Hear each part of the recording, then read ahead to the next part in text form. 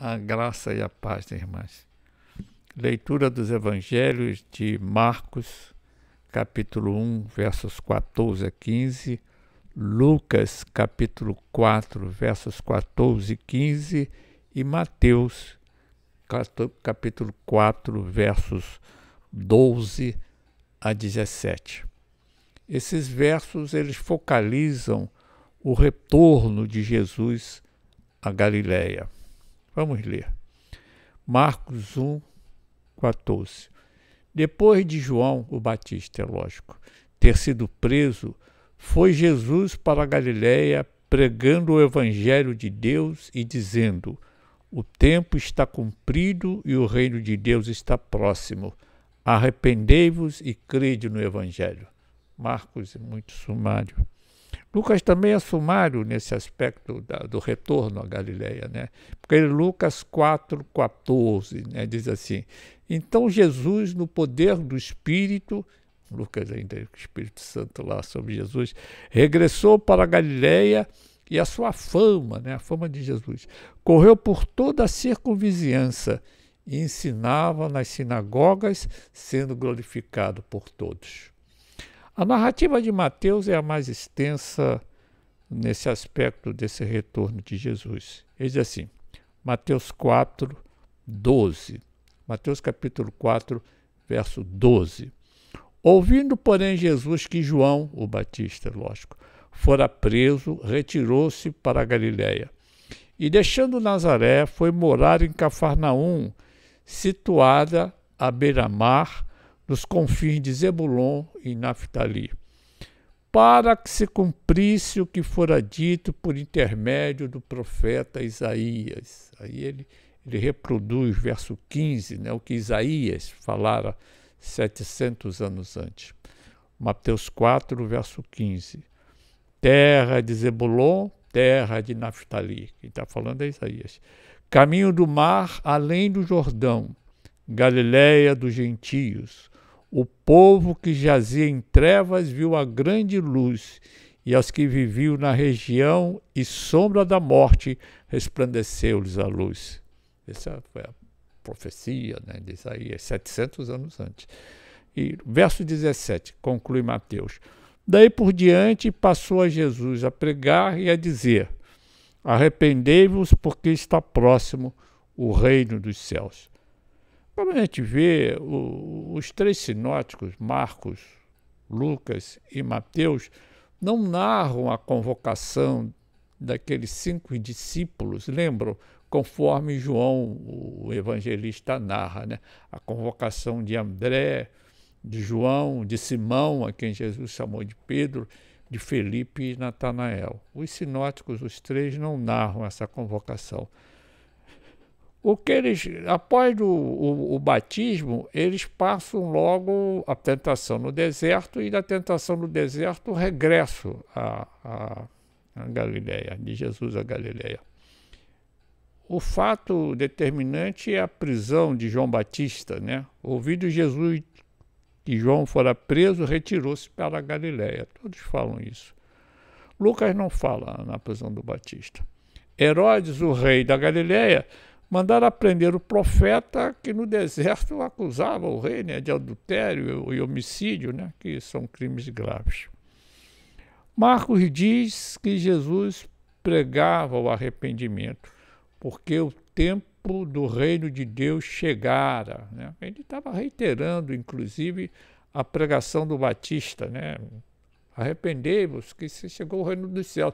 Só que Mateus fala, lá em Mateus, o reino dos céus, né? Mas é reino dos céus, reino de Deus. Lucas conta que Jesus, no poder do Espírito, ele ensinava nas sinagogas. Ele não diz o que Jesus ensinava, Lucas não diz, mas ele vai dizer que tudo que ele ensinava era glorificado, né? Todos glorificavam Jesus pelos ensinamentos que ele prestava lá na sinagoga, lá na Galileia, né? Mormente em Cafarnaum. A Galileia é uma região ao norte da Judéia, né? Na Judéia fica Jerusalém, né? A importantíssima cidade do templo. embora a menor expressão social da região, é na Galileia que vai se desenvolver grande parte do ministério de Jesus às margens daquele mar magnífico, né? Muito rico em peixes, né? Onde Pedro, Tiago, João e André exerciam, né, o ofício de pescador. É também uma região propícia à agricultura. Aliás, às margens do lago, né, do mar da Galileia, há colinas, né, onde plantavam-se olivais, né, da oliveira e outros frutos, né, e entre os pequenos vales, né, que se formavam, era propícia à criação do gado, né. Entretanto, embora essa condição muito favorável, né, peixes, frutos, flores, gado, a Galileia não gozava de boa reputação entre os judeus. Lembra Natanael? Sabendo que Jesus era de Nazaré, Natanael pergunta, e da Galileia, né? De Nazaré, né? Nazaré na Galileia. E de Nazaré pode vir alguma coisa boa, né? João lá, capítulo 1, verso 46. Mas Jesus, voltando à Galileia, ele não foi para Nazaré. Ele se fixou em Cafarnaum, né, diz Mateus.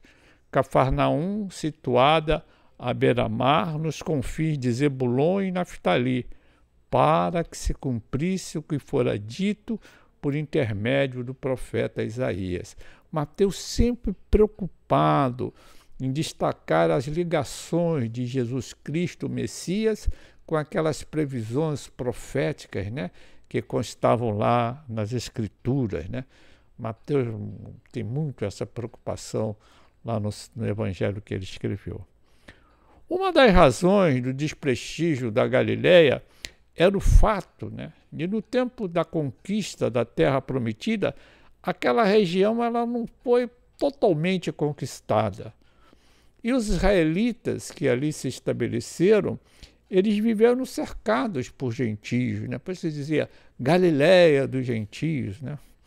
Veja no livro de Juízes, capítulo 1, versos 27 a 33, entre outras daquelas tribos, né, que ficaram cercadas por gentias, são mencionados Zebulon, né, Zebulon de lá, o rei lá, que não expulsou os habitantes de Quitron, nem os de Naoloi. Juízes 1, verso 30. E Naftali, que não expulsou os habitantes de Bet-Semes, nem os de Bet-Anate, é o verso 33. Ou seja, eles conquistaram a terra, mas não expulsaram totalmente os gentios e ficaram ali cercados por gentios, né?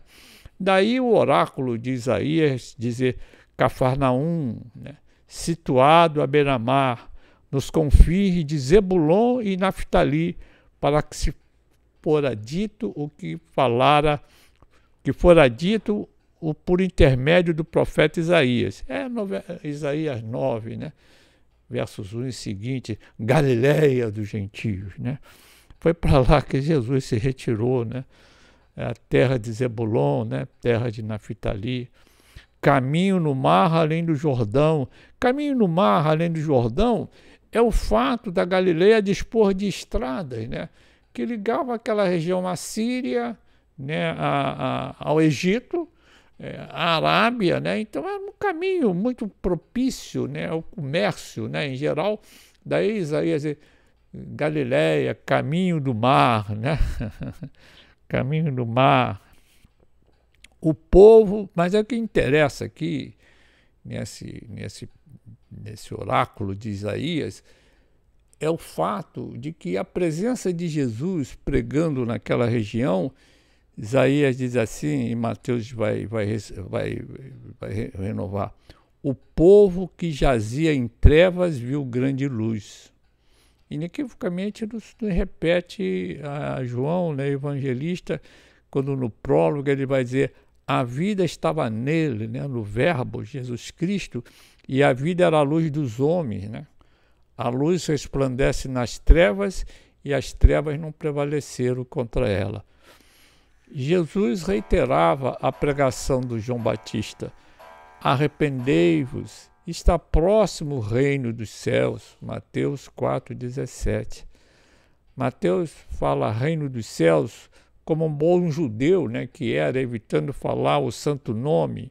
Daí ele utiliza a fórmula reino dos céus e não reino de Deus. Para encerrar, vamos comentar alguma coisa aqui. Para encerrar, este é o primeiro ano do ministério de Jesus, o ano em que o Mestre vai se tornar conhecido em toda a Palestina. Começa pela Galileia, uma região linda, mas socialmente desprezada pelos judeus daquele tempo. Isto, a predileção pelos simples e desprezados, confirma o modo de Deus atuar, não é? O Filho de Deus, a encarnar, nasceu em uma família pobre e tem por primeiro berço uma manjedoura. O primeiro anúncio desse nascimento extraordinário é feito a pessoas muito humildes e socialmente desprezadas, né? Os pastores de Belém. E quando, na consagração do primogênito, ele é apresentado no templo em Jerusalém, os protagonistas também são pessoas muito simples, né? Humildes, né? Simeão e Ana, uma viúva idosa. A jornada de Jesus até a crucificação, ela começa na Galileia, para onde Jesus voltou após o batismo e a prisão de João Batista. Conforme o evangelho escrito por João, Jesus segue acompanhado de 5 discípulos: André, o próprio João, que conta a história, Simão, a quem Jesus passa a chamar de Pedro, irmão de André, Filipe e Natanael. Os sinóticos não falam nestes primeiros discípulos, contam apenas que Jesus pregava o arrependimento. E arrepender-se é reconhecer em si mesmo a condição de pecador. Eu sou pecador e não quero continuar sendo.